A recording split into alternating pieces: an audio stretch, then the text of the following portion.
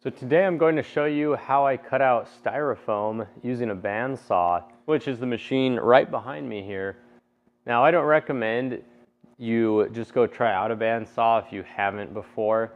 This is not an instructional video to teach you how to use a bandsaw. I'm just going to demonstrate how I rough out a styrofoam core or form for a large sculpture. First, if you haven't yet, please subscribe to my channel by clicking right down here in the right hand corner of the screen. Next week there'll be another video on Thursday. I apologize for not getting out the video last Thursday. I was on the road and some things just came up, but I'll be trying to get a video out once a week. Styrofoam is very common in arts and crafts. It's also very common in taxidermy, if you're familiar with that, and museum displays. But for me, styrofoam comes in handy because when I use all of this clay, it gets to be pretty heavy. So I try to carve out a roughed out form that goes along with my armature, or just one that's simple like this. Because if you had that much clay, it probably wouldn't be able to support itself very well. And if it did, good luck moving it. I will say that if you don't have a saw, you can use a file like this one here. Then you can go along the edges and file it. Or you can use a tool that has a serrated edge, like a knife. This one's kind of a blunt, double-sided knife. That works too. This is what you normally see in the stores, this pink stuff. It's about the same quality as this. This might be a little bit higher quality. But it's pretty dense. You know, they use it in construction. But just watch here how I cut out all my individual pieces and then place them together to build this simple form.